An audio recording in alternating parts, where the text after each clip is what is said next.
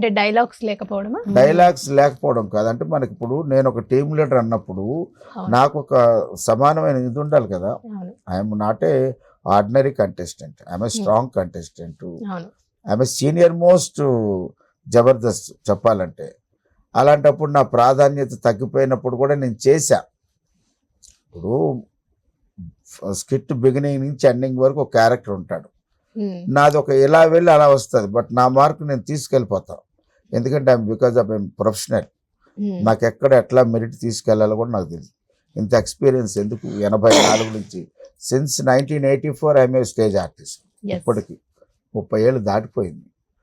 అప్పుడు ఏంటంటే నేను కూడా ఆగడం మేనేజ్మెంట్ కూడా ఏం చేసిందంటే ఏంటి సార్ ఏం చెప్పలేదు, మరి ఎప్పటి నుంచి రావాలి అది ఇది అంటే ఇంకా కొద్ది రోజులు 1 year తర్వాత వేరే టీంలో నేనే అడిగా, నేను మా బుల్లెట్ భాస్కర్ టీంలో చేయనండి, నాకు అక్కడ ఇబ్బందిగా ఉంది, నా క్యారెక్టర్ నా పెర్ఫార్మెన్స్కి స్కోప్ లేదు, అక్కడ నేను ఉండలేను, అక్కడ చేయను, వేరే టీంలో ఎక్కడైనా సరే as a team leader otherwise as a కంటెస్టెంట్గా కూడా వెళ్ళడానికి నేను రెడీ అయ్యాను.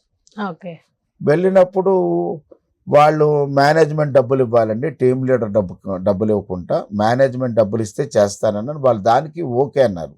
బట్ చివరి నిమిషంలో ట్విస్ట్ ఏంటంటే లేదు మేనేజ్మెంట్ లేదండి, టీమ్ లీడరే ఇస్తారు అన్నట్టుగా ఒక టీమ్ లీడర్ చెప్తే, సరే నువ్వెంత ఇస్తావో చెప్పు అన్నప్పుడు నేను ఇప్పుడు ఏం చెప్పలేనండి, మేనేజ్మెంట్ పెంచితే ఇవ్వగలను అన్నారు. అప్పుడు నేను కొద్దిగా బాధపడి ఏం చేశానంటే అక్కడ అంటే శ్యామ్ ప్రసాద్ రెడ్డి గారు, దీప్తి మేడం గారి తర్వాత ఇంకొక సుపీరియర్ ఉంటాడు, ఆయనకి మెసేజ్ పెట్టా, ప్లీజ్ సెండ్ ఎన్ఓసి అని.